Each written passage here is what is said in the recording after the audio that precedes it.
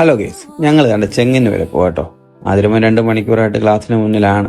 ഇതുവരെ റെഡിയായി കഴിഞ്ഞിട്ടില്ല. അങ്ങനെ ഞാൻ കട്ട പോസ്റ്റ് അടിച്ചതിന് ശേഷം അവസാനം റെഡി ആയി കേട്ടോ.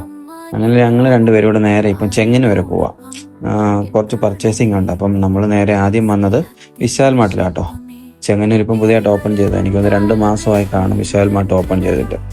അങ്ങനെ ഞാനും ആതിരും മോനും കൂടെ വിശാൽ മാർട്ടിലെത്തി. വണ്ടിയൊക്കെ കൊണ്ട് പാർക്ക് ചെയ്തതിന് ശേഷം ഞങ്ങൾ പയ്യെ നമ്മുടെ ഡ്രസ്സിങ് സെക്ഷനിലോട്ടാണ് പോയത് കേട്ടോ. അവിടെ ചെന്നതിന് ശേഷം അതിലുമ്പോൾ കുറേ ഡ്രസ്സൊക്കെ നോക്കിയിട്ടൊന്നും ഇഷ്ടപ്പെടുന്നില്ല. പിന്നെ ഗ്രോസറി ഐറ്റം വേണമെന്ന് അമ്മ പറഞ്ഞായിരുന്നു. അങ്ങനെ മുകളിലൊക്കെ കയറി ഗ്രോസറിയുടെ അവിടെ നിന്ന് സെർച്ച് ചെയ്തു. അവിടെ നിന്നൊന്നും എടുക്കാൻ തോന്നിയില്ല കേട്ടോ. പയ്യെ വീണ്ടും താഴെ വന്ന് ചെരുപ്പ് വേണമെന്ന് പറഞ്ഞു. അങ്ങനെ ചെരുപ്പൊക്കെ നല്ലപോലെ ഒന്ന് നോക്കി കഴിഞ്ഞ് ലാസ്റ്റിൽ ഒരു ചെരുപ്പ് എടുത്ത് ഭാഗ്യത്തിന് കേട്ടോ. സാധാരണ കടകളിൽ പോയി ഒന്നും എടുക്കാതെ വരുന്ന ടീമാണ്. ഭാഗ്യത്തിന് ഇത്രയെങ്കിലും കിട്ടിയല്ലോ. അങ്ങനെ ബില്ലിംഗ് സെക്ഷനിൽ വന്ന് ബില്ലൊക്കെ പേ ചെയ്ത് ഞങ്ങൾ പയ്യെ അമ്മ കുറേ ലിസ്റ്റ് തന്നിട്ടുണ്ട് കേട്ടോ. അതൊന്നും മേടിച്ചിട്ടില്ല. ആകെ മേടിച്ചത് ഈ 2 ഐറ്റമാണ്.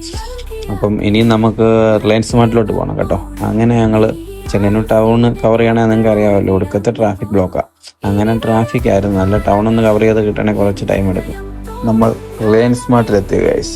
ഇവിടെ കുറച്ച് തിരക്കാണ് കേട്ടോ. അപ്പോൾ വണ്ടി പാർക്കിങ്ങിന് കുറച്ച് ബുദ്ധിമുട്ടാണ്. കാരണം കുറേ വണ്ടികൾ കിടപ്പുണ്ട്. ഈ ഒരു ഈവനിങ് ടൈം ആകുമ്പോഴേ നല്ല തിരക്കായിരിക്കും ഇവിടെ. അങ്ങനെ നമുക്ക് വണ്ടി പാർക്ക് ചെയ്യാൻ സ്ഥലമൊക്കെ കിട്ടിയതിന് ശേഷം നമ്മൾ അകത്ത് കയറി വേണ്ട സാധനങ്ങളൊക്കെ മേടിച്ചു കേട്ടോ. 1 മാസത്തേക്ക് വേണ്ട സാധനങ്ങൾ അത്യാവശ്യം മേടിച്ചിട്ടുണ്ട്. അങ്ങനെ ബില്ലിംഗ് സെക്ഷനിൽ കുറച്ച് തിരക്കായിരുന്നു. അവിടെ വന്ന് ബില്ലൊക്കെ പേ ചെയ്തതിന് ശേഷം ഞങ്ങൾ നേരെ വീട്ടിലോട്ട് പോകുമായിരുന്നു കേസ്. അങ്ങനെ അവിടുന്ന് ഒരു എള്ളുണ്ട മേടിച്ചിട്ടുണ്ടായിരുന്നു കേട്ടോ. അങ്ങനെ ആദ്യം സ്നേഹത്തോടെ എനിക്ക് എള്ളുണ്ടയൊക്കെ വായി വെച്ച് തന്നു. അങ്ങനെ ഞങ്ങൾ പയ്യെ വീട്ടിലോട്ട് വന്നു കേസ്. അപ്പം കുറേ ഇരുട്ടിയായിരുന്നു കേട്ടോ.